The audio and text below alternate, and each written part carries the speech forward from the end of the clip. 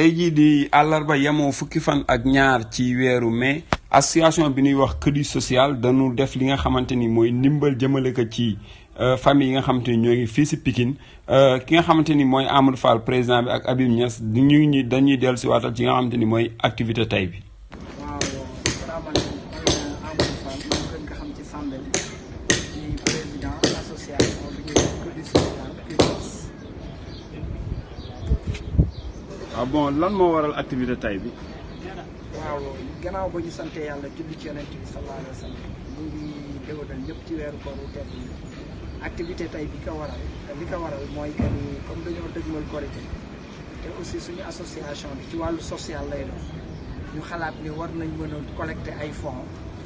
jëndee ko lu mel na soble ak pompiteer jàppalee ko population Pikine donc loolu moom moo na fi dajale tey loo yi ngeen gis nii yëpp sachet bu ne def na 5 kilos soble ak 3 kilos pomme de terre mu nekk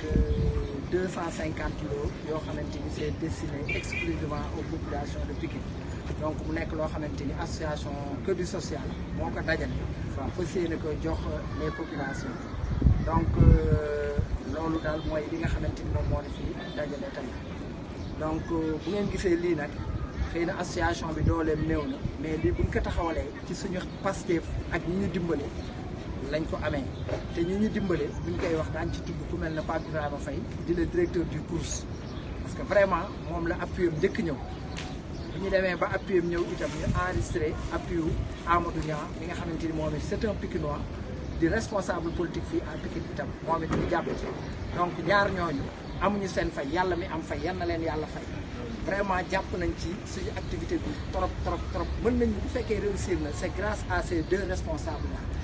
nommé Amadou Pape Ibrahima Faye directeur du CROUS ak Amadou Niang les membres de l'association itam seen taxawaay ñi ngi koy rafetlu bu baax parce que ñoom ñoo jiitu ci xeex parce que li ñuy wax naan booy dimbale na tàmbalee ci sa poche bopp d'abord les membres de l'association ñoom ñoo njëkk joxe ay cotisation volontaire ñu jël cotisation volontaire yooyu boole ko ak li nga xamante ni moom la ñu ñaar ñoo ñu tudd joxe donc amuñu seen fay les membres de l'association donc comme ni ñuy faral di wax rek s'unir pour le bien-être de tous loolu moom mooy suñu devise donc ci loolu lañ taxaw ci yoon boobu lañ taxaw le chantier est vaste nag mais xam naa ni incha allah avec l'union des cœurs et l'appui de tout un chacun on va finir par réussir tous les objectifs quoi donc loolu moom mooy li nga xamante ni tey moom moo ni fi dajale te ku ne xam na ni weer Korité dafa bari ay dépenses donc association bi xalaat vraiment concevoir lu ni mel jël ko jébbal ko population te lii ku ko gis xam ni valeur bu importante la c'est une somme importante mobilisée pour jox ko population bi asalaamaaleykum. est-ce que activité bi fii la nar a yam wala dafay continuer. non yamuñu fii parce que du social la ñuy wax social moom côté bu nekk la bu ñu paree ci lii dañuy dëgmal suñu activité phare bi nga xamante ni moom lañ daan def mooy la remise des kits scolaires ñu ngi ko programmé au mois d'octobre donc loolu aussi bu ñu jógee fii rek dañuy soobu ci activité boobu pour jéem ko taxawal jéem ci dox liñ ci war a dox liñ seet si ñiñ ci war a seet si te lépp c'est au bénéfice de population parce que ñun li ñu tax a jóg rek mooy jàppale askan bi rek moom moo ñu tax a jóg seetluwuñ ci lenn du lu ñu jël di def suñu poste du lu ñuy kii itam pour suñu intérêt bopp mais intérêt population parce que ku ne xam na ni quartier bii ñu dëkkee itamit dafa xaw a metti quoi dafa xaw metti fàtte naa sax ni les familles yi nga xamante ni gaal gi dafa leen impacté woon mooy waa émigration clandestine lu ñuy def ñoom la ñuy jiital ñoom ñi ngi ci biir loo yi incha allah xam naa famille yooyu ñu ngi ci yoon bi di ñëw pour jël si seen ay loo donc bare nañ ay activités yoo xamante ni nii suñu kanam incha allah ñu gën a ñaaxaat ñëpp rek ku ci nekk jàpp te wu bàyyi pour que association bi jëm ci kanam. gannaaw le président Amadou Fall ñu déglu nga xamante ni mooy Habib Niass mu taataanal ñu ko ci wàllu nasaraan. ah bon lan moo waral activité bi tey. Voilà, donc aujourd'hui nous sommes là pour la distribution des kits alimentaires pour la fête de Korité destinée à la population de Pikine. Donc je dis que le PDS, certes c'est une association petite par l'âge, mais grande à travers ses réalisations. Parce qu'on a pu réaliser pas mal d'activités, parmi lesquelles on peut citer au mois d'octobre, on a pu donner 300 kits scolaires destinés aux élèves. Et au mois de décembre aussi, on a organisé en partenariat avec le village des migrants un arbre de Noël. Et aujourd'hui, nous sommes là encore pour appuyer la population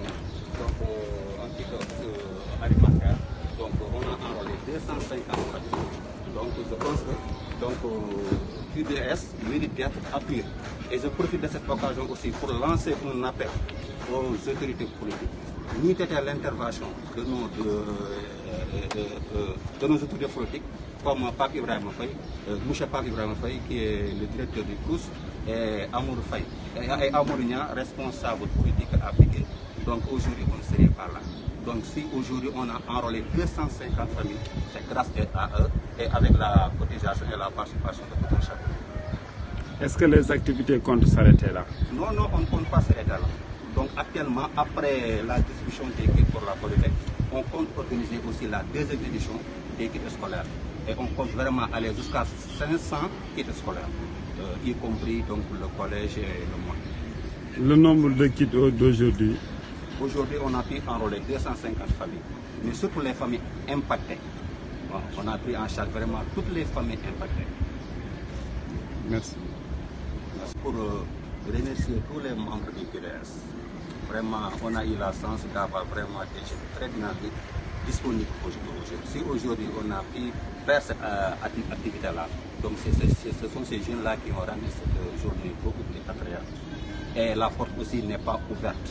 n'est pas fermée. La porte est ouverte à tout un chacun. Donc QDS vraiment c'est une association certes apolitique, mais une association qui œuvre dans le social.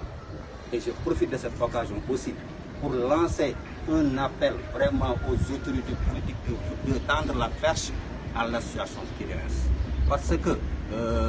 le social, ça fait partie du cahier de charge de ces responsables politiques-là. Donc si aujourd'hui on a une association qui œuvre dans le social, je pense que cette association mérite d'être soutenue, mérite d'être appuyée. Je vous remercie. Gannaaw bi nga xamante ni déglu nañu ki nga xamante ni mooy Amadou Fall Sambel di président bi ak ki nga xamante ni mooy Habib Niass ñu déglu kenn ci ki nga xamante ni mooy jabaru way dawlu yi. di leen gërëm à chaque instant rek boobu ba léegi bi suñu borom kër yi wàññeekoo gis nañu si doom yeeg jàng yeeg yëpp yéen a ngi ciy yëngu bu baax a baax alhamdulilah ñoo ngi leen di sant di leen gërëm waaw groupe bi nag ñëpp ñu ngi leen di jaajëfal macha allah di leen ñaanal yéen aussi yàlla saxal leen ci li ngeen nekk ak ba ngeen gis si leneen lu gën a kawe seen jox merci. Gannaaw bi mu taataanee ay kàddoom kenn si ki nga xamante ni mooy jabaru way dawlu yi ñu ngi jàll ci li nga xamante ni mooy remise bi nga xamante ni waa QDS def nañ ko ak famille yi nga xamante ni ñoom ñoo wàññeeku ci li nga xamante ni mooy émigration clandestine bi. Gannaaw ci loolu ñi nga xamante ni mooy association Kër du social ni ko président bi waxee Habib Niass dellu siwaat ci nasaraan jàllalewaat ka ñoom kat fas yéene nañu continuer li nga xamante ni kat mooy seen ay activité ci fii rek ñu xamante ni ñu ngi dëgmal ouverture école yi comme ni ñu ko defee woon daaw ñu dellu siwaat seen deuxième édition li nga xamante ni moom mooy kit scolaire yi nga xamante ni association Kër du social commencé nañ ko def depuis daaw fas yéene ko def at bu nekk di ko jox ñi nga xamante ni ñooy xale yi nga xamante ni ñoo ngi dëkk fii si Ndar ci diwaan Ndar ci quartier bu Pikine ak fépp foo xamante ni ñu ngi Ndar comme ni ko seen devise di génnewee sa à chaque fois ñuy wax s'unir pour le bien-être de tous ñooñu ñooy ñi nga xamante ni ñooy association Kër du social nekk fii si diwaanu Ndar fi nga xamante ni moom mooy Pikine jërë ngeen jëf.